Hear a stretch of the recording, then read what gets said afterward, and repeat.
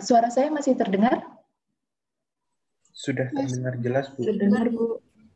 Ya, pembahasan kita hari ini ada dua hal. Undang-Undang Nomor 5 Tahun 2014 tentang aparatur sipil negara serta PP nomor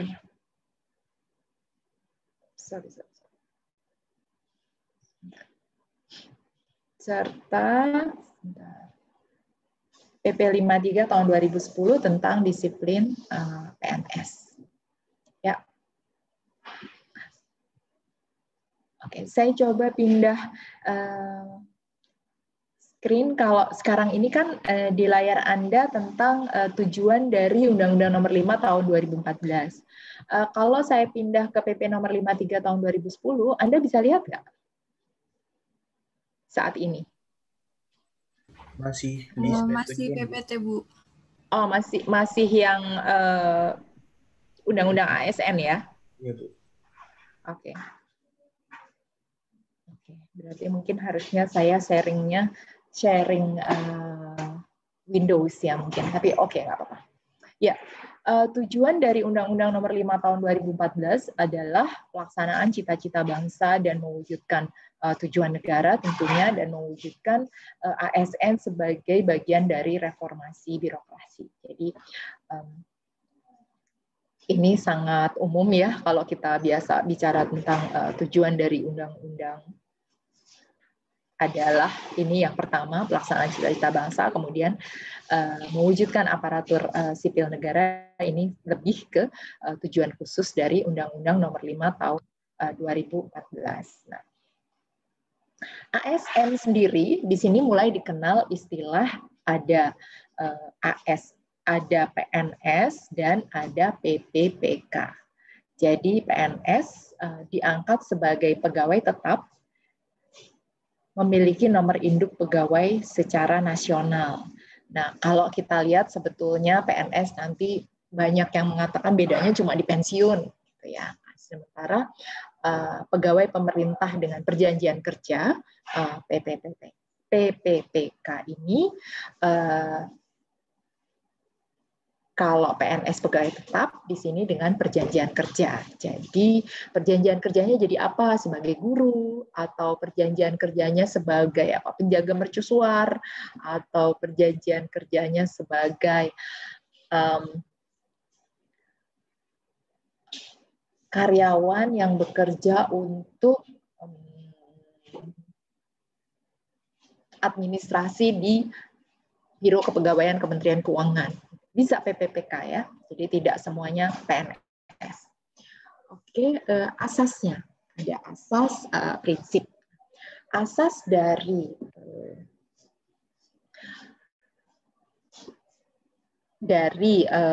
ASN gitu ya adalah undang-undang ini adalah memberikan kepastian hukum, profesionalitas, jadi asas dari undang-undang ya, itu adalah pemberian kepastian hukum, profesionalitas, proporsionalitas, keterpaduan, delegasi, netralitas, akuntabilitas, efektif efisien, keterbukaan, non-diskriminatif, persatuan dan kesatuan, keadilan dan kesetaraan, serta kesejahteraan. Nanti kita akan bahas ini, tapi secara cepat saja, karena tidak di kalimat-kalimat yang ada di sini sudah, kata-kata yang ada di sini sudah cukup punya makna ya.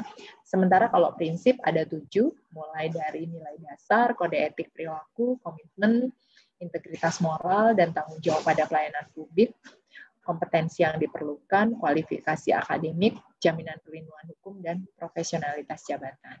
Nah, karena ini juga mencakup bukan hanya PNS, tapi PPPK, maka asas dan prinsip ini juga berlaku untuk PPPK. Ya. Oke. Kemudian di pasal 4 itu ada nilai dasar. Nah, nilai dasar tentunya kalau sekarang yang memang sudah langsung masuk ke ASN-nya. kan.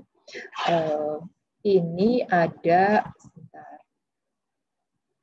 Nilai dasarnya itu totalnya ada itu 1 2 3 4 15 ya kan, dari mulai dari masih yang sangat bicara tentang memegang teguh ideologi, setia mempertahankan UUD 45 gitu ya, sampai kemudian tentunya ini kan bicara tentang apa yang ada di pikiran ya, kemudian mengabdi kepada negara dan rakyat, sampai yang paling akhir adalah berkaitan dengan pekerjaan-pekerjaan kita. Jadi kesetaraan dalam bekerja, mengutamakan pencapaian hasil, meningkatkan efektivitas sistem. Jadi kelihatan ya dari mulai apa yang ada di pikiran, kemudian tindakan, ya, pekerjaan dari seorang ASN.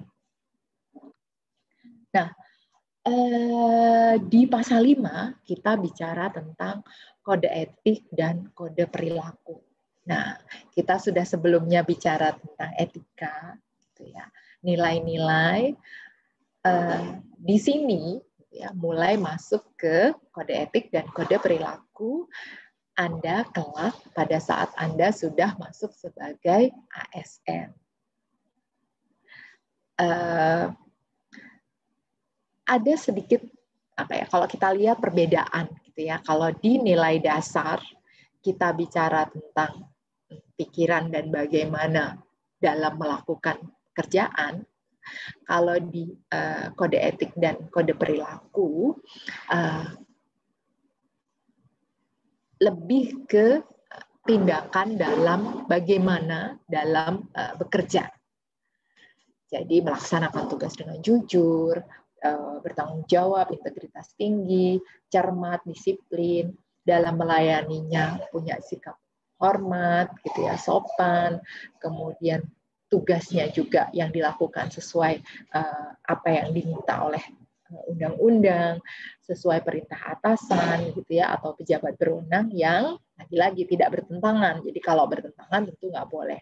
Kemudian menjaga kerahasiaan dalam menggunakan barang milik negara juga bertanggung jawab, menjaga tidak ada konflik dan sebagainya dan sebagainya. Jadi how to dalam Anda melakukan tugas itu diatur oleh kode etik dan kode perilaku.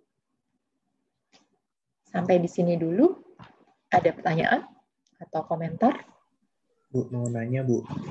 Sebentar. Saya stop sharing dulu ya.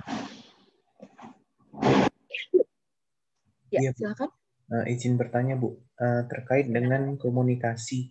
Nah, jadi kalau di dunia PNS itu memang komunikasi itu sangat penting ya, Bu. Mau nanya, kalau misalnya ada tugas, terus seandainya tiba-tiba atasan ngajak ngobrol gitu, Bu, itu yang didahulukan yang mana, Bu? Kalau kita ngelihat urutan yang tadi, secara prinsip, kalau yang menghargai komunikasi di L, terus mencapai atau mengutamakan hasil kinerja di M, berarti yang dahulu yang komunikasi, Bu, atau gimana? Oke. Iya, iya. Jadi kalau di sini kita lihat ya, Saya share screen dulu ya.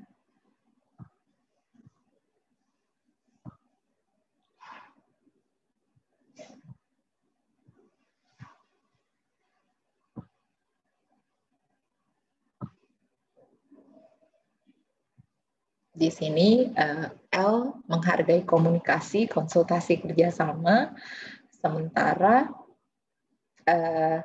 berikutnya mengutamakan pencapaian hasil ada di M, yang satu ada di L. Ya, kita mesti melihat tadi Jose Mario. Kita mesti melihat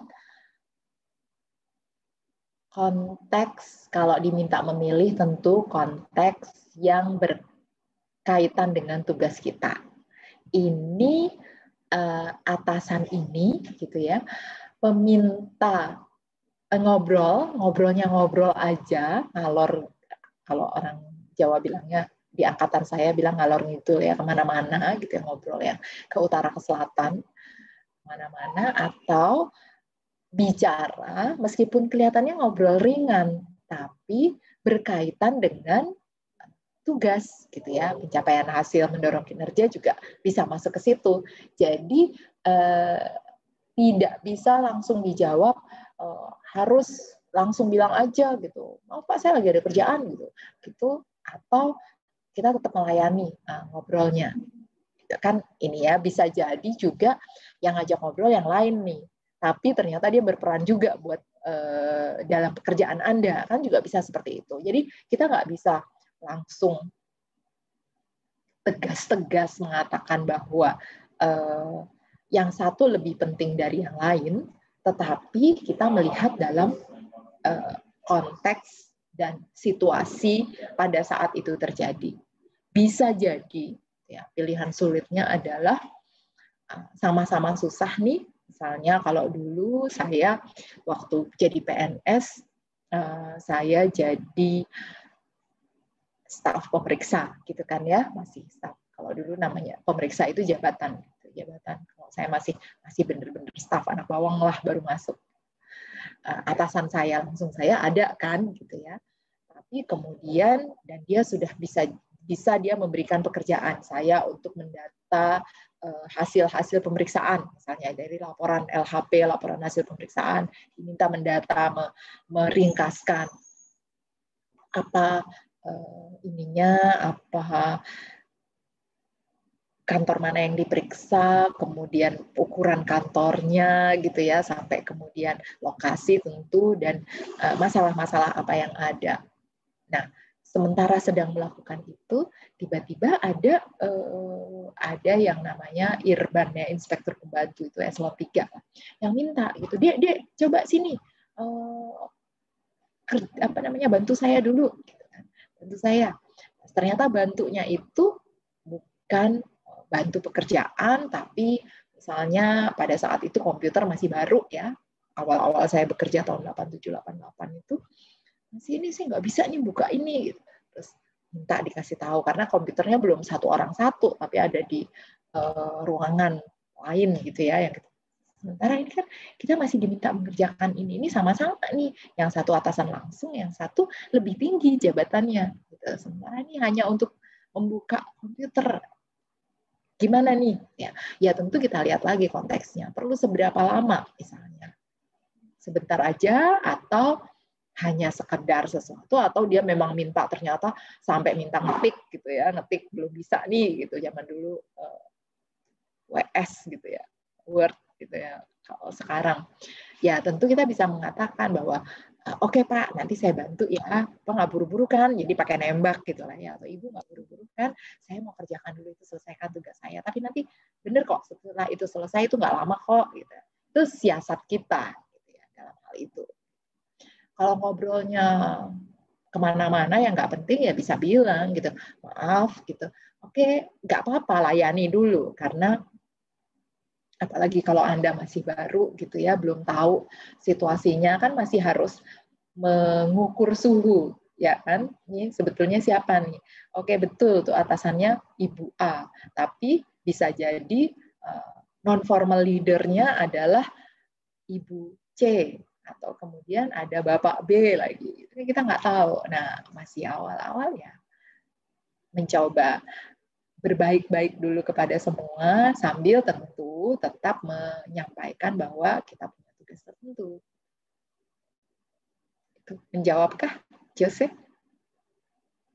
Iya, Bu. Menjawab, Bu. Cukup menjawab ya, dan prakteknya jelas nanti beda-beda. Mungkin prakteknya gini, Bu. Waktu lagi PKL, ada tugas dari kepala seksi gitu kan.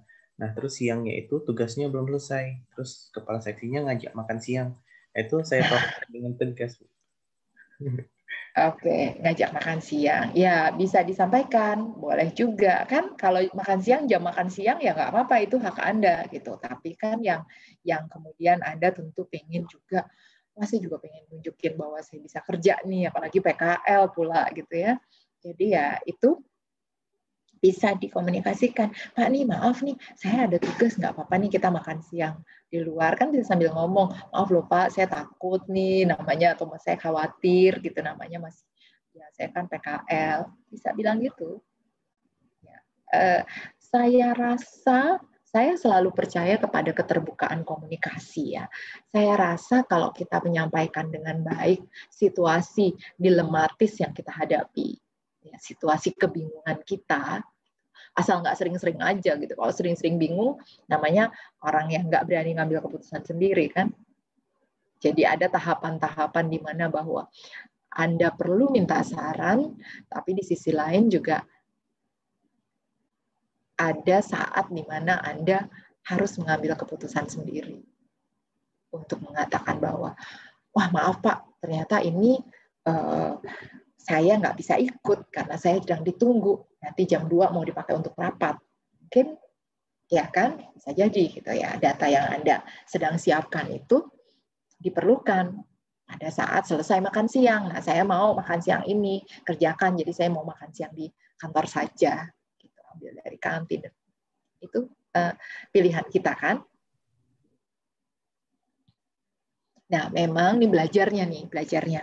Belajar jadi orang yang diminta, posisi anak buah atau posisi apapun, dan belajar menjadi pemberi pekerjaan. Perlu jelas pekerjaan ini harus selesai kapan. Itu juga perlu jelas.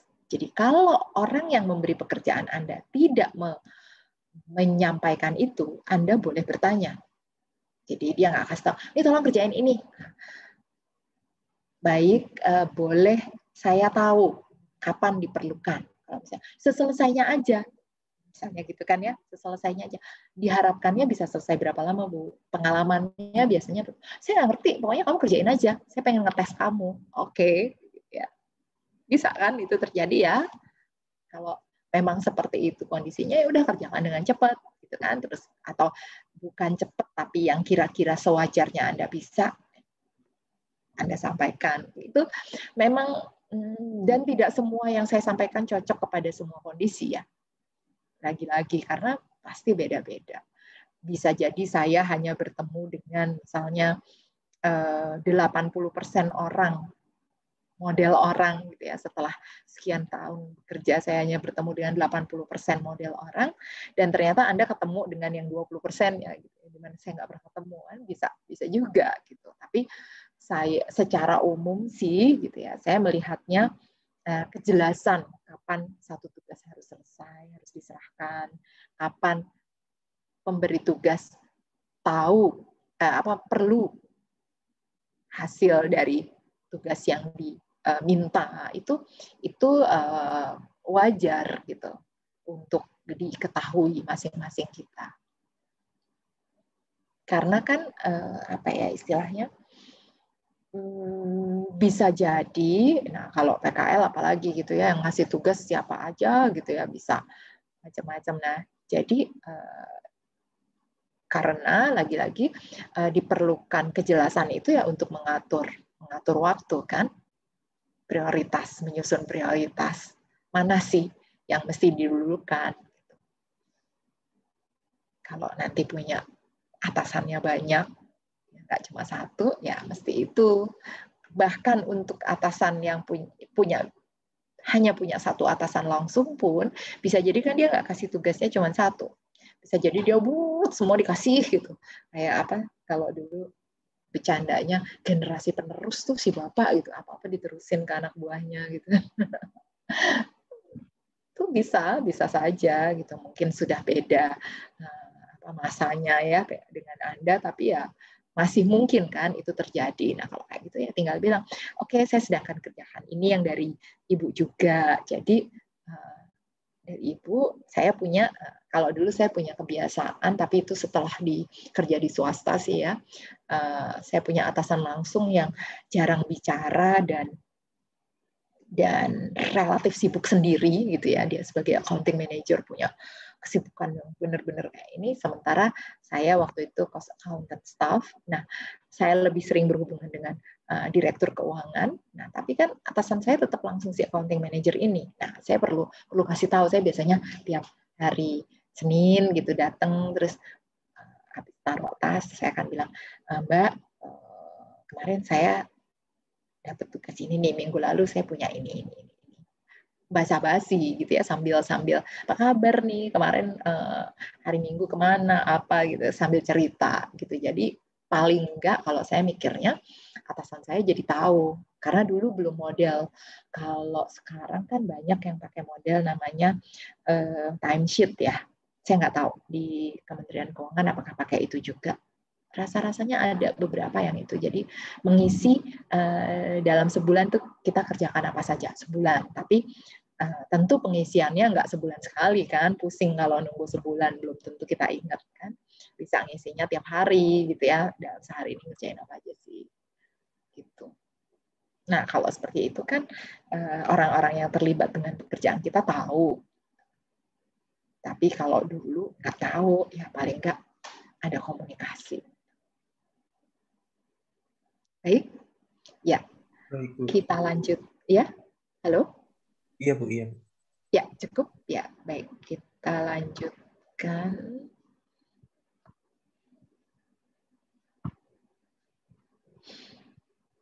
Ya, tadi kita bicara sampai kode etik dan kode perilaku. Nah, selanjutnya, kedudukan ASN, unsur aparatur negara.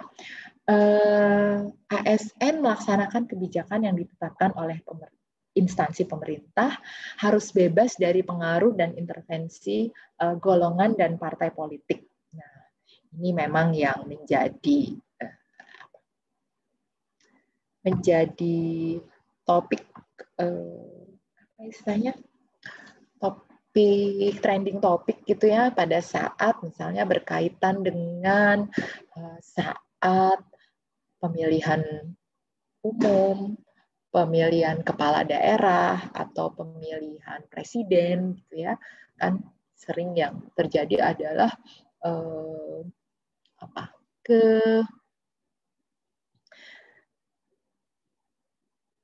keengganan, bukan, tapi semacam protes gitu ya. Jadi kok saya sebagai ASN jadi nggak boleh ya milih yang lain dari yang sesuai pemerintahan saat ini, misalnya gitu ya, sesuai yang sedang memegang pemerintah saat ini.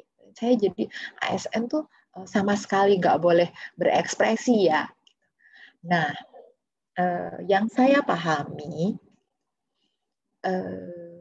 istilah bebas pengaruh dan intervensi ini tentu dalam pelaksanaan tugas, dan kemudian pada saat itu kan jelas tuh nggak boleh mengkampanyekan, ya, menyampaikan bahwa saya mendukung si Anu gitu ya, atau saya mendukung partai Anu gitu, yang kebetulan misalnya bukan partai yang memegang atau menjadi pemenang, sebenarnya kalau mau dibilang ya, pemenang pemilu sebelumnya, sehingga terlibat dalam pemerintahan, itu kan yang, atau menjadi koalisi dari pemegang pemerintahan, kira-kira seperti itu. Nah, yang jelas memang tidak boleh berkampanye, tidak boleh menuliskan, tapi Anda tetap boleh punya pilihan kan. Jadi memang di saat kedudukan sebagai ASN memang harus bebas pengaruh. Kenapa? Karena ASN dipandang bagian dari pemerintahan, pejabat negara, bagian dari itu. Kalau pejabat negara ada definisinya sendiri, yang memang nggak boleh berpihak, bahkan untuk mengatakan mendukung pun. Jadi misalnya Anda sekarang nih pemenangnya PDIP, gitu ya. Kemudian pada saat menjadi ASN, pemilu, terus Anda menyampaikan bahwa Anda mendukung PDIP pun, itu nggak boleh. Ini beda sama waktu masa saya. Masa saya menjadi PNS di tahun 87 sampai 90, gitu ya. Waktu itu ada 87 ada pemilu kan. Dulu nggak milih presiden, tapi milih partai.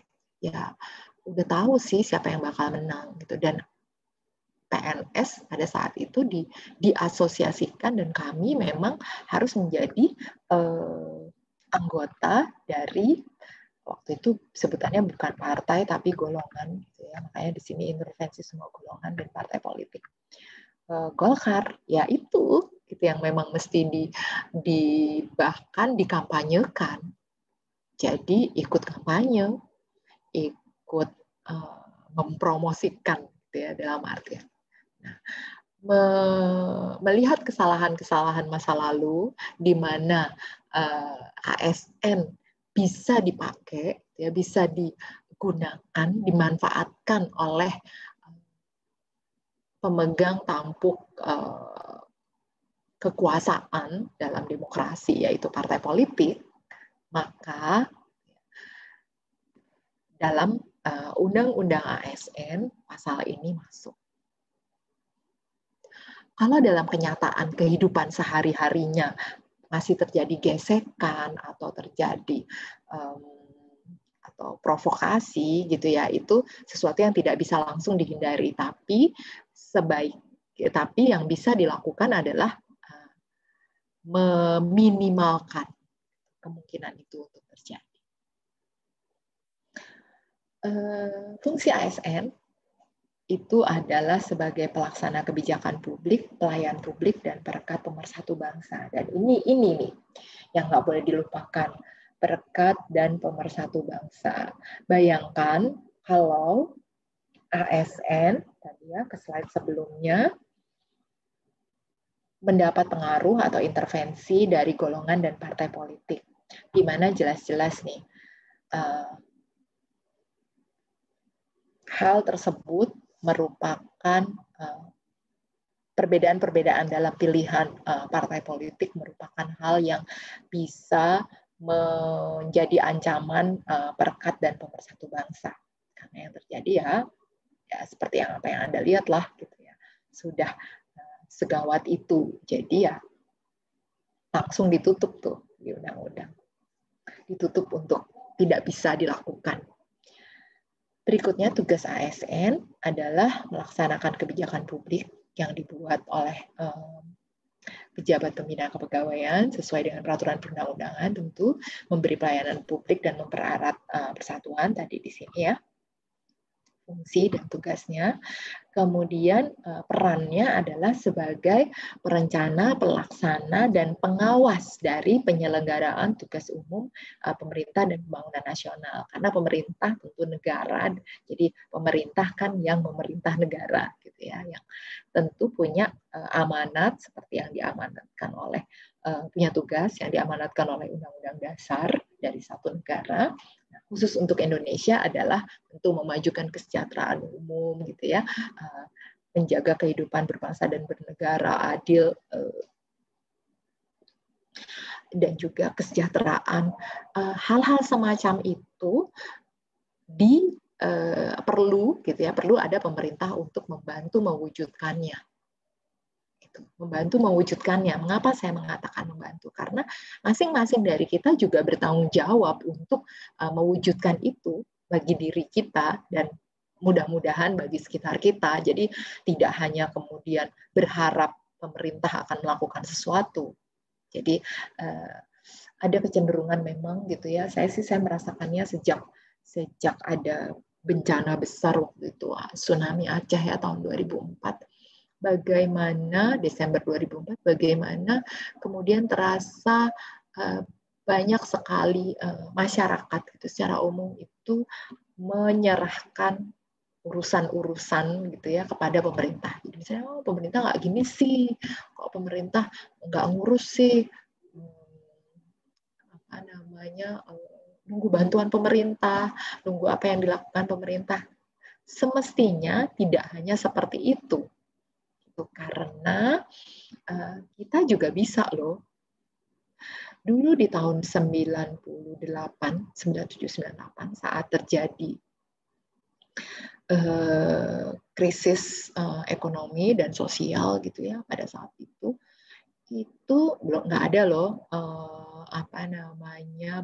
bansos atau bantuan langsung tunai gitu ya. Jadi pada saat itu ya kemudian ada ya jejaring itu setelah berikutnya dalam masa pemulihan, tapi pada saat itu terjadi itu enggak ya pemerintahnya enggak ini kan enggak punya cukup dana, jadi yang enggak terjadi. Baru kemudian selanjutnya kan dilakukan yang namanya JPS, jaringan pembangunan sosial ya, pada saat itu baru mulai ada. Nah itu setelah sepertinya JPS itu baru tahun 99 ya, 98 akhir 99. Yang ingin saya sampaikan, tidak bisa kita semata-mata sebagai masyarakat memasrahkan gitu ya, atau menggantungkan diri pada peran pemerintah. Nah, di sisi lain, Anda sebagai pegawai ASN, gitu, sebagai ASN juga terus kemudian tidak bisa terus mengatakan bahwa ya lakukan sendiri, pemerintah kan hanya memfasilitasi. Iya betul, gitu kan. Di sini tugas umum pemerintahan dan pembangunan nasional, pemerintah dapat amanat nih. Jadi ya lakukan gitu tugas sebagai perencana, pelaksana dan pengawas penyelenggaraan tugas umum pemerintahan itu lakukan dengan baik. Gitu. Jadi ini sesuatu yang apa istilahnya? Tidak perlu mengharapkan dari sisi umumnya, bukan tidak perlu mengharapkan, tidak semata-mata mengharapkan. Jadi itu bukan hanya menjadi tugas pemerintah, tapi sebagai bagian dari pemerintah, Anda juga harus memastikan bahwa pemerintah melakukan tugasnya dengan benar, dengan baik. Gitu kira-kira. Ada pertanyaan dulu, komentar sebelum saya lanjutkan.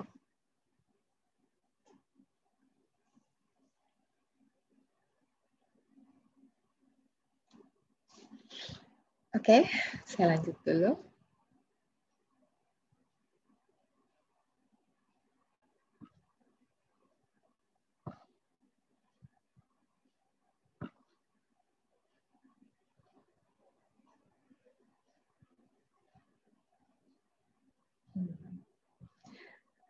Di ASN ada 3 kelompok ya, jabatan administrasi yang saya sampaikan tadi, eselon gitu ya. Kemudian ada jabatan fungsional. Kalau sekarang sebagian besar sudah dikonversi menjadi fungsional. Lalu jabatan pimpinan tinggi, ini yang masuk kepada kelompok yang memang saya harus detailkan di sini, ada nggak ya jabatan pimpinan tinggi yang sudah masuk di mereka yang golongannya mulai dari dirjen, direktur ya, itu masuk kepada jabatan pimpinan tinggi. Nah, jabatan administrasi tadi ada administrator, ada pelaksana, pengawas, kemudian kalau di fungsional ini ada namanya pakai ahli-ahli, itu kalau keahlian, kemudian kalau yang keterampilan mulai dari pemula, terampil mahir sampai penyelia. Ini biasanya ada di kelompok-kelompok pekerjaan yang memang menggunakan keterampilan ya, lebih ke kebisaan dari apa ya, contoh yang langsung itu kalau di Kementerian Perhubungan ya kan, yang masuk di sana, kemudian masuk ke dalam misalnya Kementerian Perhubungan sebagai di luar pelabuhan ya. Nah, ini masuk dia ada tingkatan ini, pemula, terampil, mahir, penyelia. Kemudian di pekerjaan umum juga ya sepertinya ada. Ya untuk kapal gitu kan, ini pengemudi kapal masuk ke sini ada tingkatannya begitu. Kalau di keahlian lebih umum karena misalnya sebagai pemeriksa dimulai dari ahli pertama, muda, madya, utama dan seterusnya. Di pimpinan tinggi ada pimpinan tinggi utama, madya dan pratama. Ini berarti kalau eselon dia masuk sampai eselon 3 ya. Saya pikir hanya sampai di 2. Nanti saya cari referensi lagi. Oke, ini Anda bisa baca sendiri. Nah, di sini haknya ini sama kecuali jaminan pensiun dan jaminan hari tua. Seperti yang saya sampaikan ya. Jadi antara PNS dan PPPK itu bedanya di jaminan pensiun dan jaminan hari tua. Sama-sama bisa gaji, tunjangan, fasilitas cuti juga, sama-sama berhak terhadap asuransi, perlindungan, juga pengembangan kompetensi.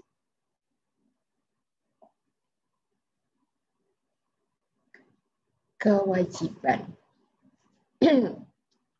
Sebagian besar sebetulnya masuk ke prinsip juga, gitu ya, tugas juga. Gitu. Nah, tapi yang pasti, yang wajib memang menurut undang-undang adalah ini. Jadi mulai dari setia taat pada Pancasila Undang-Undang 45 sampai bersedia ditempatkan di seluruh wilayah NKRI. Nah, ini biasanya nih. Jadi kalau buat memudahkan gitu ya, memudahkan untuk menempatkan ASN atau mengisi lowongan ASN dimanapun di seluruh Indonesia, maka pemerintah bisa melalui sekolah kedinasan, bisa melalui rekrutmen lokal gitu ya, berusaha mencari memang mereka yang berasal dari seluruh wilayah NKRI sehingga bisa juga nantinya harapannya bersedia ditempatkan di seluruh wilayah NKRI juga. Itu kira-kira alasannya. Nah, kalau menaati peraturan perundang-undangan iyalah gitu ya, pastinya Anda bukan ASN saja wajib gitu kan, melaksanakan tugas kedinasan dengan penuh pengabdian tentu gitu ya, integritas, menyimpan rahasia jabatan dan sebagainya. Jadi kewajiban pegawai sebetulnya ini bisa dikatakan dimanapun Anda gitu, tidak harus ASN, tapi fokus sebagai ASN tentu di sini melaksanakan kebijakan yang dirumuskan pejabat pemerintah yang berwenang, itu menjadi pembeda dibanding yang lain. Kalau lain kan bedanya cuma kedinasan gitu ya. Rahasia jabatan, bahkan Anda saat saya dulu jadi cost accountant gitu ya, akuntan untuk biaya, perhitungan-perhitungan di pabrik, saya nggak bisa membocorkan resep dari apa yang dibuat oleh pabrik tempat saya bekerja tentunya gitu. Padahal saya memegang resep gitu ya, saya tahu gitu. Kemudian saya nggak bisa sembarangan, meskipun boleh juga bisa jadi orang melihat resep itu juga nggak tahu kan bagaimana caranya, kan nggak ada cara melakukannya. Tapi orang yang mungkin ahli bisa mengira-ngira gitu ya dari kira-kira resep tersebut kan seperti itu misalnya. Oke. Pertanyaan sampai di sini? Komentar? Silakan.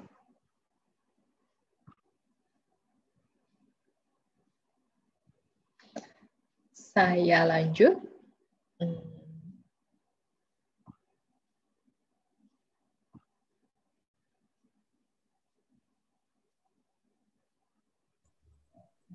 Share screen.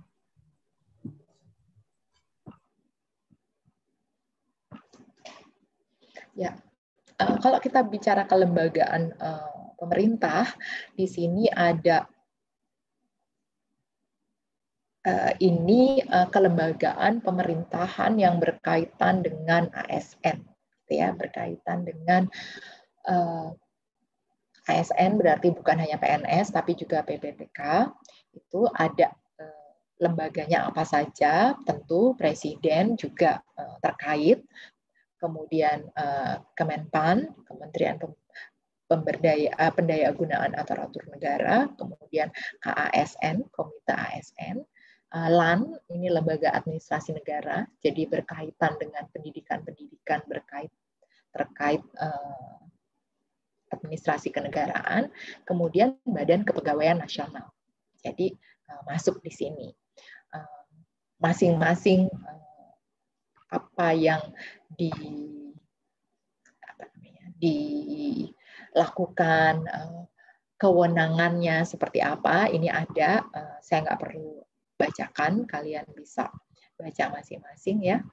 Kemudian karena di sini ada cukup banyak ya, LAN, KSN, kemudian BKN ya, satu-satu ini lumayan panjang. Nah, saya langsung loncat masuk ke manajemen ASN. Jadi tadi kewenangan dari BKN, kewenangan dari LAN, dari KASN, juga Kementerian Pendayagunaan Aparatur Negara sudah diatur gitu ya dalam undang-undang tersebut. Nah, apa yang dimaksud manajemen ASN ini adalah pengelolaan ASN untuk menghasilkan pegawai yang profesional, memiliki nilai dasar tadi ya, etika profesi, bebas dari intervensi politik, bersih dari praktek korupsi, kolusi, dan nepotisme. Nah, penyelenggaraannya itu secara merit sistemnya, yaitu berdasarkan pada kompetensi, kualifikasi, kinerja secara adil tanpa membedakan latar belakang politik, ras, warna kulit, agama, asal-usul, jenis kelamin, status pernikahan, umur, dan atau bahkan kondisi difabel ya, ketidakberdayaan, ketidakbisaan dalam melakukan sesuatu. Nah, ini yang biasanya suka jadi pertanyaan, kenapa untuk masuk PKN STAN kok nggak boleh punya keterbatasan fisik? Misalnya kalau dulu di masa saya masih ada tuh, gitu ya. Kami tidak ada tes fisik kan waktu itu, jadi ya masih ada gitu ya teman-teman yang punya keterbatasan fisik tertentu diterima dan menjadi bagian dari kami. Saya biasanya mengatakan bahwa kalau yang punya sampai harus fisik biasa gitu ya, itu adalah bea cukai, saya katakan begitu. Padahal sebetulnya padahal kenyataannya ternyata semua ya nggak boleh ada yang punya kondisi cacat fisik. Itu yang saya pahami. Mungkin saya kurang terupdate, nanti kalian bisa langsung sampaikan kalau memang yang saya katakan berbeda ya. Kemudian dari hal ini gitu ya, terlihat juga bahwa untuk dengan sistem merit itu utamanya adalah kualifikasi, kompetensi, dan kinerja. Jadi nggak boleh karena dasarnya misalnya latar belakang politik atau ras warna kulit. Kalau di Indonesia minim sekali ya hal ini ya, atau bahkan agama, jenis kelamin gitu, meskipun mungkin sebagian dari perempuan misalnya teman-teman saya yang sudah ini rasanya saya tidak ingin untuk berkarir yang terlalu karena udah mau pensiun kok, udahlah nggak perlu sampai puncak, cukup di direktur misalnya level eselon 2 saja gitu, itu bisa jadi seperti itu gitu ya, itu pilihan-pilihan meskipun sebetulnya ya nggak boleh gitu. Itu. Kemudian di sini ada manajemennya apa saja. Ini PNS dan harusnya sama sih sama PPPK karena bedanya adalah terkait pensiun ya. Nah, apa saja yang ada di PNS itu? Di manajemen PNS tentu mulai dari perencanaan. Kalau kita lihat ini kan seperti siklus pengorganisasian. Jadi mulai dari perencanaan, penyusunan dan penetapan kebutuhan, kemudian bagaimana setelah direncanakan, bagaimana mendapatkannya, jadi pengadaannya. Kemudian tentu setelah ada nih gitu ya harus ada pengembangan nih. Pengembangannya berupa tentu pangkat jabatan, pola karir, pengembangan karir, promosi, mutasi gitu ya. Untuk itu perlu kinerjanya dinilai. Nah, agar bisa mempertahankan orang baik, gitu, orang yang diharapkan bertahan, perlu ada sistem penggajian dan tunjangan yang benar. Diberikan penghargaan, ada hukuman disiplin kalau memang melanggar. Lalu akibat dari itu bisa jadi pemberhentian dan selanjutnya jaminan pensiun hari tua serta perlindungan. Itu semua kalau terbayangkan alurnya gitu ya, dari mulai perencanaan, penyusunan kebutuhannya gitu ya, penetapan kebutuhannya, ada si PNS-nya, disusun pangkat jabatannya, karir, sampai penilaian, penggajian, dan kemudian hukuman jika memang melanggar, lalu sampai ke pensiun. Sampai di sini ada pertanyaan? Komentar?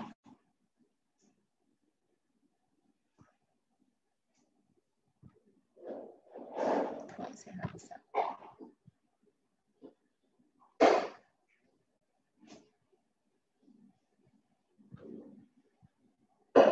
Oke.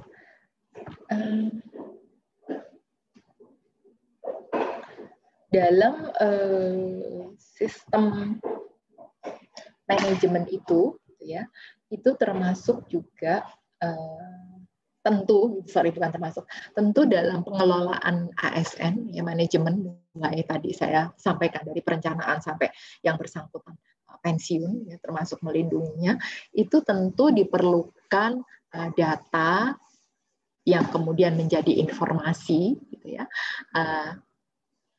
sebagai bahan dalam melakukan tahapan-tahapan kegiatan manajemen. Nah, jadi di sini ada sistem informasi ASN.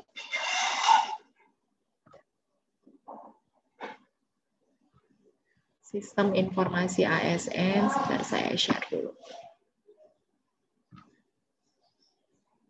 Yang berupa rangkaian informasi dan data yang disusun secara sistematis, menyeluruh, terintegrasi, tentunya berbasis teknologi. Ada data-datanya, mulai dari riwayat hidup, pendidikan, kemudian jabatan, kepangkatan, dan sebagainya, sampai termasuk kompetensinya. Nah, ini dimaksudkan untuk apa? Agar menjamin efisiensi, efektivitas, dan akurasi dalam mengambil keputusan terkait manajemen ASN tadi. Terkait mulai dari perencanaan, kemudian penetapan kebutuhan gitu ya, pengadaannya gitu, seleksi misalnya, pembukaan lowongan misalnya, kemudian seleksi dan sebagainya. Nah, ini kan memang untuk bisa melakukan pengelolaan ASN dengan baik, manajemen ASN dengan baik, ya diperlukan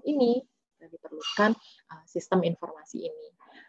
Bayangkan kalau misalnya nggak jelas gitu jumlah karyawan, jumlah PNS yang ada di kantor pajak Luwuk, nggak jelas nih. Sebenarnya ada berapa sih orangnya?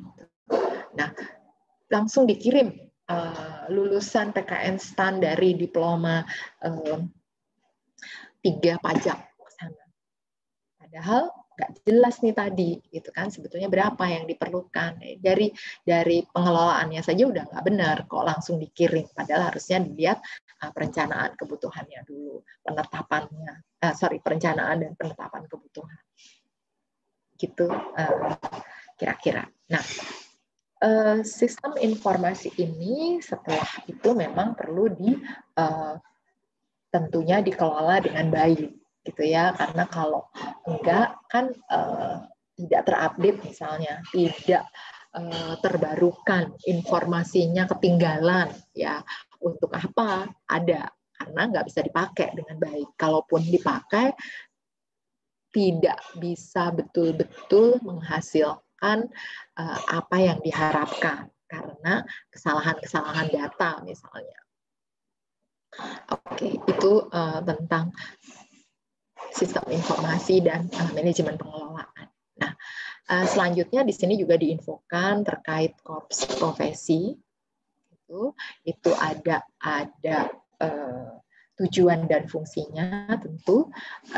Di sini korps memang utamanya juga melakukan pembinaan dan pengembangan profesi.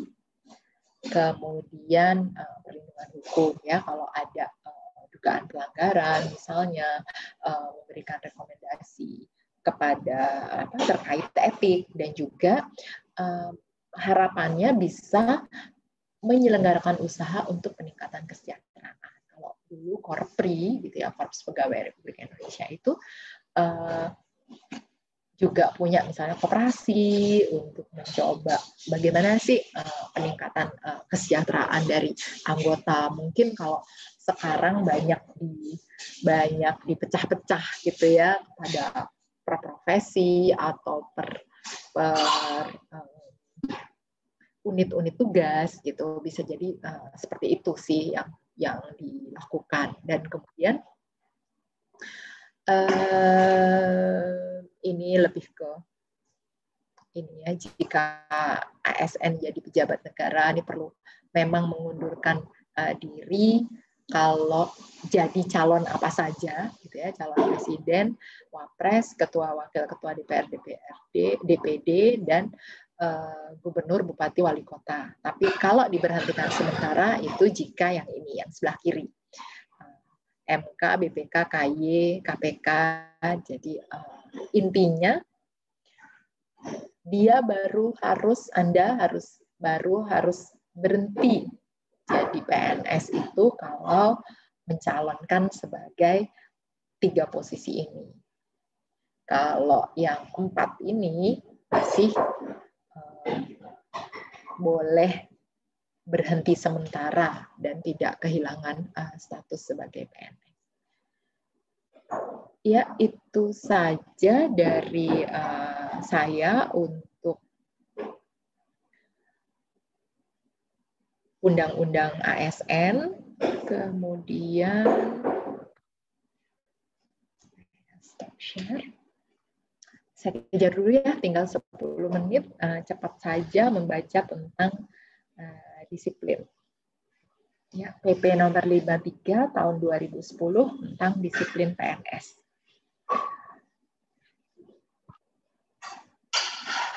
Kalau kita lihat PP-nya ada 7 bab dari pasal 51 pasal ya di sini. Kemudian kita lihat yang saya tidak akan membacakannya semua. Ketentuan umum mulai apa nama maksudnya PNS itu apa, pelanggaran disiplin itu apa gitu ya. Yang paling utama sih karena kita bicara PP tentang saya belum share screen ya. Sorry.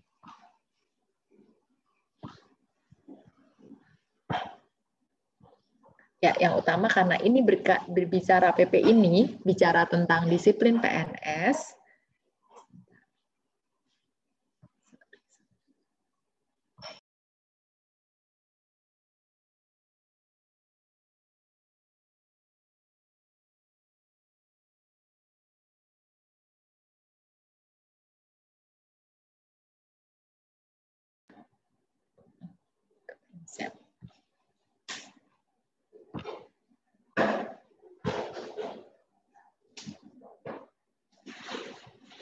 Ya, PP nomor 53 ini bicara tentang disiplin PNS, tentu ya, yang kita perlu perhatikan dalam ketentuan umum adalah berkaitan dengan disiplin PNS. Gitu. Jadi apa sih maksudnya? Gitu. Ini kesanggupan disiplin PNS adalah kesanggupan PNS untuk menaati kewajiban dan menghindari larangan yang ditentukan dalam peraturan perundang-undangan atau peraturan kedinasan yang jika tidak ditaati atau yang jika tidak ditaati, dengan kata lain dilanggar, akan mendapat konsekuensi dijatuhi hukuman disiplin. Nah, kemudian definisi hukuman disiplin itu apa? Pejabat pegawai pembina kepegawaian itu siapa gitu, itu diatur dalam PP ini. Termasuk bila ada keberatan maupun banding terhadap dijatuhkannya satu hukuman disiplin. Jadi intinya kalau ada hukuman disiplin, sebabnya jelas, kemudian setelah dijatuhi hukuman ternyata PNS tersebut tidak tidak rela atau merasa berkeberatan, ada mekanisme yang bisa ditempuh untuk mengurus gitu ya, untuk melakukan banding, melakukan permintaan peninjauan terhadap apa yang sudah dijatuhkan. Kewajiban-kewajibannya kita kalau tadi kan secara kewajiban penugasannya PNS ya, kalau di sini kewajiban yang sampai detil, mulai dari mengucapkan sumpah janji, terus termasuk juga jabatan ya, kemudian ini sebagian ada di kewajiban PNS yang kewajiban ASN, termasuk gitu ya. Ini yang menarik di sini adalah ada bagian dari saat PNS tersebut menjadi atasan. Jadi kalau waktu di Undang-Undang ASN itu kan tidak sampai detail mengatakan gitu ya, bagaimana kalau Anda di posisi menjadi atasan. Nah, di sini itu jelas. Jadi ada misalnya membimbing bawahan dalam melaksanakan tugas. Itu kewajiban loh. Jadi kalau nggak ada, ibaratnya kalau nggak ada yang ngajarin Anda nih, waktu nanti Anda mulai kerja, itu juga Anda sebetulnya boleh mempertanyakan. Jadi bisa, tapi tentu orang biasanya nggak suka nih ya, kalau udah di ini terus Bapak sebenarnya wajib loh ngajarin saya gitu. Atau Ibu nih jangan cuma nyuruh-nyuruh Bu, jangan cuma nyuruh ini, tapi punya kewajiban loh. Gitu. Nah, ngelesnya sebetulnya masih bisa juga gitu ya. Kewajibannya kan bukan mengajari step langkah setiap langkah, tapi membimbing dalam melaksanakan tugas. Jadi ya bisa termasuk diantaranya adalah kalau nggak tahu tanya ke Pak B, kalau bingung ke Ibu C, gitu. Misalnya seperti itu. Itu juga termasuk bimbingan sebetulnya. Kemudian memberikan kesempatan kepada bawahan untuk mengembangkan karir. Ini juga jadi nggak boleh yang namanya merasa nanti khawatir tersaingi dan sebagainya gitu ya. Oke, itu. Selanjutnya selain kewajiban adalah larangan. Nah, larangan ini ada di pasal 4 ya, ada lebih detail, termasuk diantaranya yang paling ini adalah terkait pilihan politik. Jadi memang nggak bisa gitu ya, itu termasuk apa yang dilarang. Lanjut, tinggal 5 menit, kita lihat.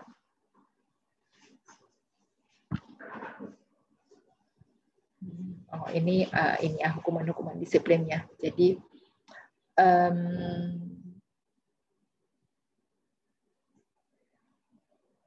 bagaimana jika PNS tidak menaati, maka ada pelanggaran disiplin, maka dijatuhi hukuman disiplin. Nah, hukuman disiplin itu ada yang ringan, sedang, berat. Ini biasanya nih kalau UTS ditanya hukuman disiplin ringan dilakukan dengan cara apa gitu kan. Nah, ini ingat-ingat aja sih sebetulnya kalau ringan ya kelihatan ringan gitu kan. Lisan, tertulis, atau tidak puas secara tertulis itu masuk ringan.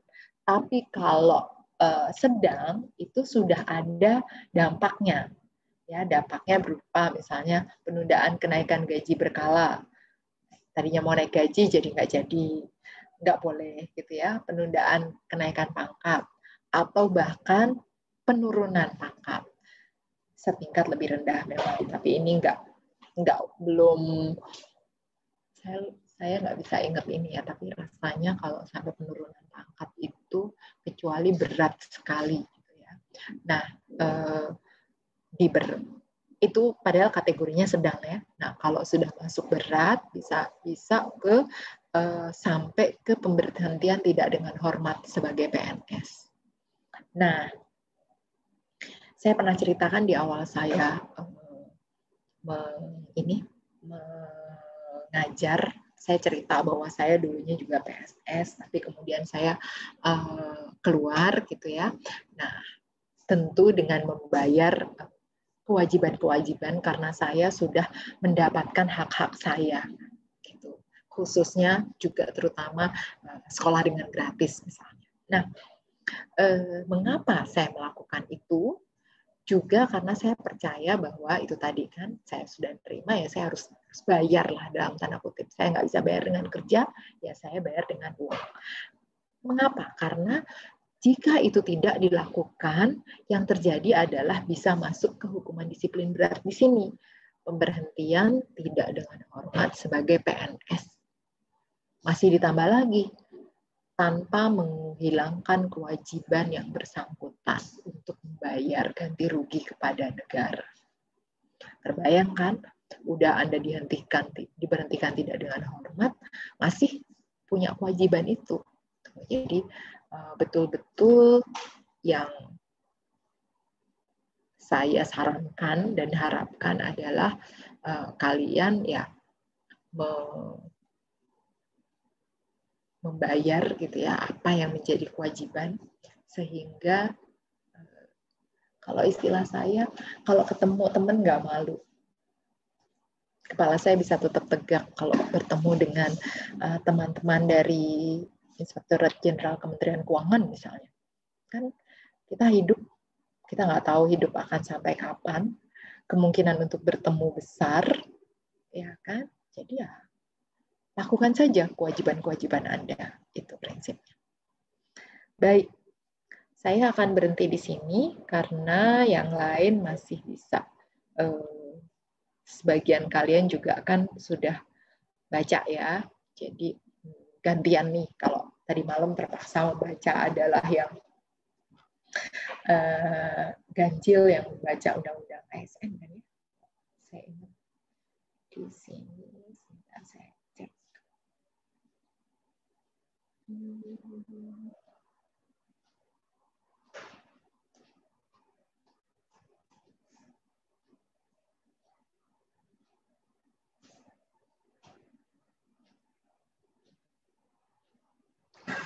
Oke, kemudian sebaliknya. Jadi nanti, ya sampai di sini jenis-jenis pelanggaran terhadap kewajiban apa saja gitu yang menyebabkan dijatuhkannya hukuman disiplin. Anda bisa baca sendiri sampai kemudian yang paling ini adalah ya ini semua berkaitan dengan hukuman disiplin.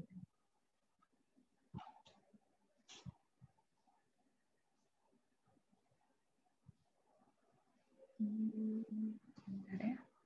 Kok nggak bunyi ya?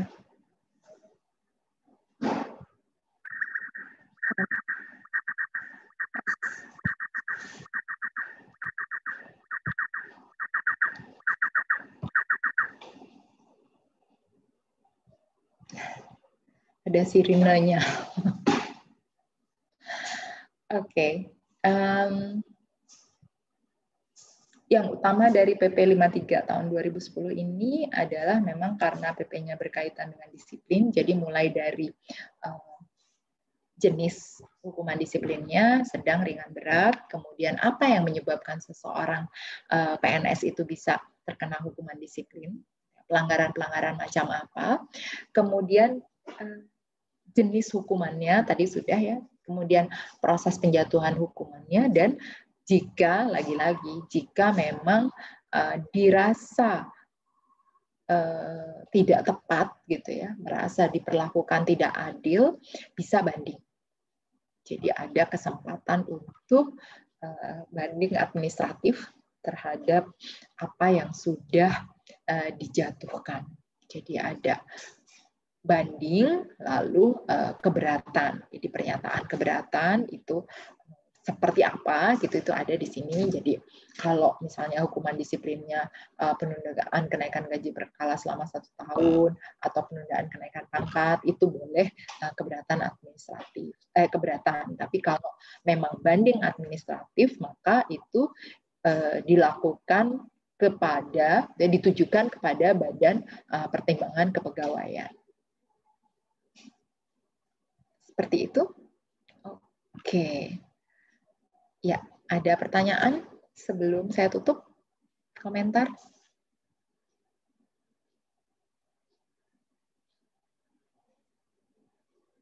Sudah? Oke, baik. Terima kasih untuk kebersamaan kita selama 2,5 jam. Sampai berjumpa di minggu depan. Kita akan bicara kalau LMS 4 itu akan membicarakan terkait etos kerja, etika pelayanan publik, kemudian ada juga pelayanan prima untuk ASN kan tentunya. Baik, terima kasih. Sampai jumpa Selasa depan. Mudah-mudahan terus semua sehat, diberi kemudahan dalam menjalankan semua kegiatan, termasuk menjalankan ibadah Ramadan untuk Anda yang meyakininya. Selain itu, tetap sehat semua ya. Oke, sampai jumpa.